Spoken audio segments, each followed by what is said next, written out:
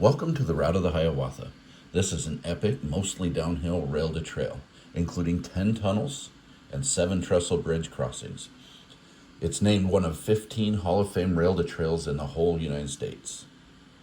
You start at the Lookout Pass ski area, which is exit 0 on Interstate 90, right on the Idaho and Montana border. It's open from 8 to 4, and you can get your tickets to be on the trail and rent bikes, helmets, lanterns, everything that you need. The trailhead's actually 5 miles east at exit 5 in Montana to Taft. The rest of your drive is on this dirt road. It's known as Route 506, and you need to go about 2 miles to the top trailhead parking area. There's a big parking area. I don't think they run out of room, maybe on the weekends. If you go later in the day, it might be a problem. This is also where you're going to pick up your rental bikes if you did arrange for transport on a rental bike. And you get ready to start into this tunnel right here as your first part of the ride. This is the St. Paul Pass Tunnel. It's over 1.5 miles long. It is dark. It is chilly, about 50 degrees, a little bit under 50 degrees when I was there. And the day I was there, it rained all night, and the day before. So it was also dripping water on us from the top, and muddy, slippery, and a lot of fun. I'm very glad I chose to do this, but if you decide not to do this tunnel, you can keep going another 2 miles on Route 506, and that'll get you to the East Portal lot. That's at the bottom of this tunnel, and it's also where the buses are going to drop you off as they bring you back up the hill. If you choose to do the top parking lot, you will have to ride this tunnel twice, because after the buses drop you off, you drive back up through this tunnel.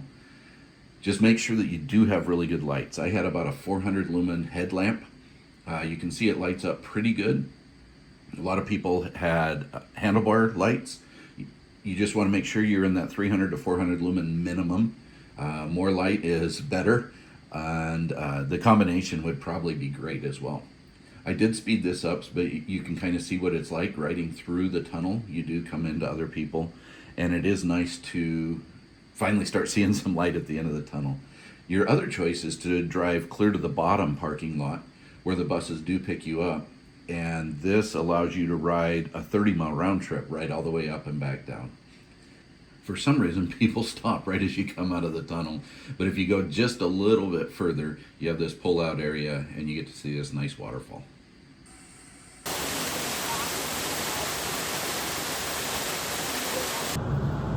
Couple of hints as you're riding on this thing. You want a very, very good light. You want to listen for horns in the tunnels, because the buses do come through a few of them. As you can see, a bus coming out right here. And the one we learned the hard way was you want to make sure you take off your sunglasses in the tunnel. It's easy to forget, and it gets really dark. So for a few miles right after the first tunnel, you end up on a mixed-use road. You get the buses and the shuttles hauling bikes and people back up, but you're also in wilderness area like this. It's pretty fantastic. We're just about ready to get off of the mixed-use road and go into another tunnel. Keep a lookout as you're riding along, and you can see some of the other trestle bridges that you're going to ride on later in the afternoon. I also saw several deer, and the wildflowers were out in force in July while I was there.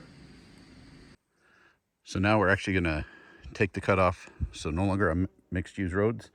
So we're about 4.5 miles in. This will be 3 miles of that mixed use and the 1.5 miles on that first tunnel. All along the trail, you'll find these signs talking about how they used to work on the railroads out in this area. Obviously took a lot of work to keep all the bridges up and the tunnels open. We'll be down there in just a little bit.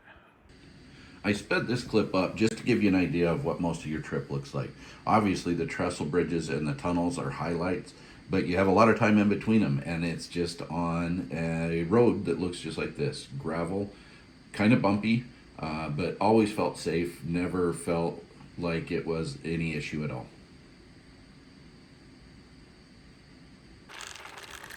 Here's a ride on one of the trestles. 507 foot long, 117 feet high in the middle.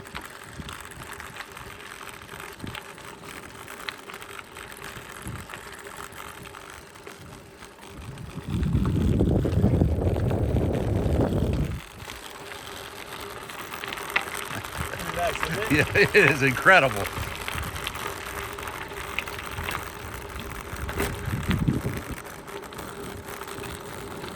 You can actually see the trail over across the way a little bit.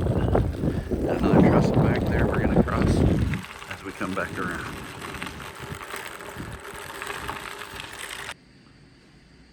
This will give you an idea kind of how the inside of the tunnels look as you're riding through them.